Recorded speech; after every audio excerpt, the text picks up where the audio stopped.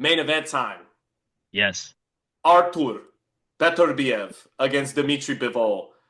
Man, I'll start. No, go ahead. You look like you got something to say. No, I was just gonna say, you were very fond of the first fight. That's all I was gonna say. No, here's the thing. I thought what I do love about that fight is how much it makes you question what is proper scoring.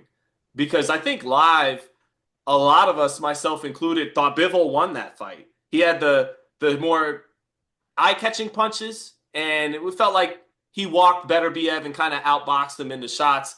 But then every time I returned to that fight, I understood exactly why Beterbiev got the nod. No matter what Bivol hit him with, he couldn't push him back. And whenever Beterbiev responded with his sequence, his moment, Bivol was physically moved and affected by it. You know, Yeah. it pushed him back and made him physically uncomfortable.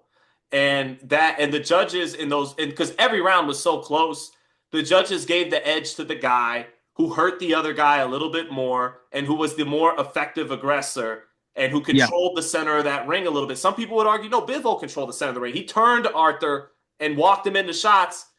Not Bib- enough. Arthur was able to, yeah. Bivol Bivol couldn't really prove that he was the ring general long enough to win that fight. That's where he won and lost. That's what I thought was won and lost. He couldn't be the ring general long enough to nick enough rounds to beat Beterbiev. And when I scored the fight, I had it a draw. I scored it 6 rounds apiece. I scored it live for Bivol, like 8-4. I thought he clearly won the fight. And maybe part of that was I picked Beterbiev, and to be objective, sometimes I'll bend over the other way for the guy I didn't pick because I don't want to think I'm scoring it the close round of the guy I picked because I picked him. That's But admirable. yeah, right. But when I went back, I thought Beterbiev probably deserved to nick it a little bit, and he closed stronger. You'd rather close strong than start strong in a close fight like that. Um, Correct. but here's the thing, man. Heading into the rematch, look, the smart money is coming in on Bivol. Andre Ward, brilliant boxing mind. He's got Bivol. Thought Bivol won the first fight. David Benavidez, sharp boxing mind, loves boxing, watching it, not just doing it. He thought Bivol won the first fight. He thinks Bivol's going to win a rematch. A lot of people that know the sport feel like Bivol's going to take this thing. I was ready to pick Bivol because I remember talking to Jim Lampley, the younger fighter, and the guy who's more the boxer tends to have the advantage in the rematch. He can over the puncher and over the guy who's 40 who has fucked up knees. In this case, Beterbiev. But I could at the last minute when I had to watch more tape, and I watched them. There's for anyone watching, go check it out on YouTube. They visited each of these guys in their camps, and Beterbiev trained with so much more intensity and swag in his training. And he didn't look old. He looked spry. His hands looked itchy and quick. He kept everything tight. Bivol was with that pendulum bounce, but Beterbiev keeping it a little tighter and more compact with everything he does. And those knees are a big issue. The only time he looked old was on the treadmill. His knees looked old. But outside of that, he didn't look 40. He looked sharper and in a better mind state and having a better energy than he did heading into the first fight where I thought he was flat in that fight. So a Was. lot of logic says you should go with the younger guy who's the better boxer, the quicker hands. I can't pick against Beterbiev in this fight. I got Beterbiev. I don't know exactly how he does it, but I think he wins this fight again. And I think Bivol, he's been more introspective. In many ways, I like his mind state more than Beterbiev. Beterbiev said, "Oh, how come he didn't get? How come he's the first guy who went the distance? Lucky, maybe. Oh, now you're making excuses. Like that's Yeah. not you." And then one of the reporters said it was a close fight, and he was ready to trip out on. What do you mean it was a close fight? He's like, "Motherfucker, you know it was a close fight. You weren't 100% sure you had won before that verdict got announced. So a Nobody little was. bit of, yeah, huh? Nobody was sure who won the fight. Nobody was, right. So a little bit of hubris from the bully, Artur Beterbiev.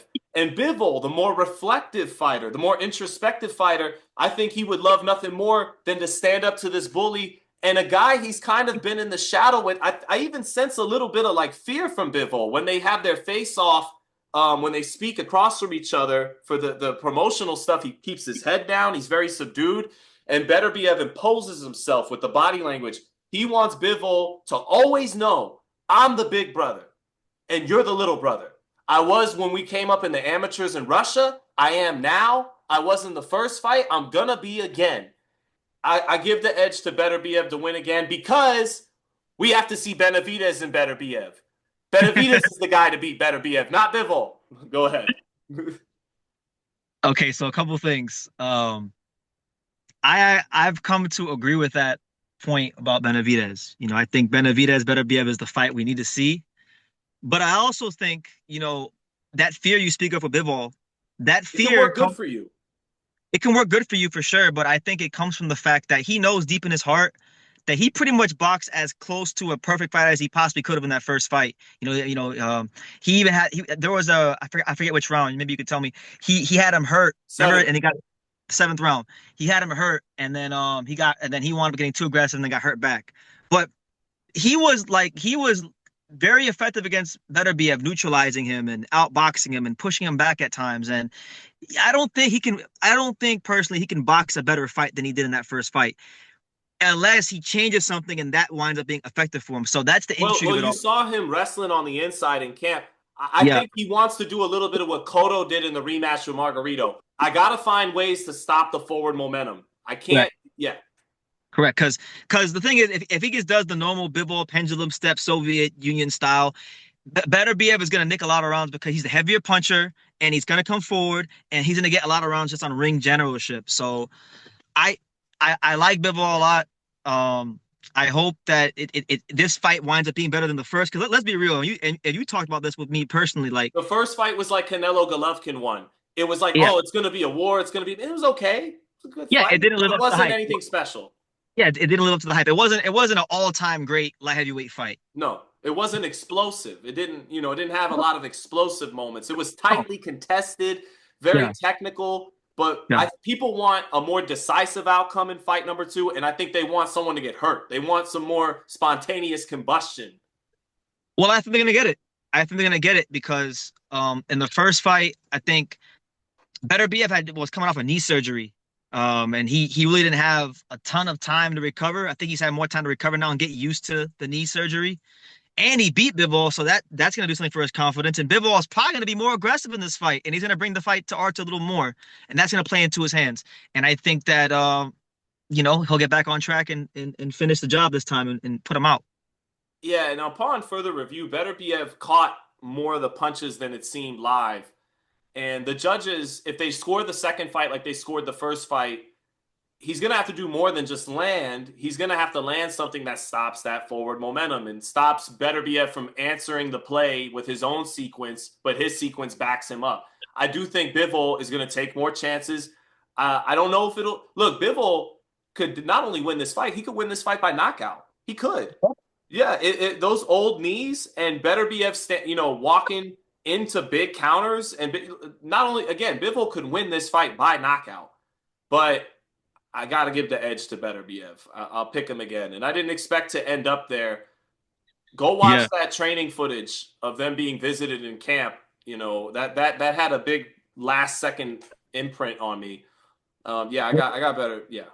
what's real intriguing is that he's gonna have to change things up, and Bivol loves the pendulum step.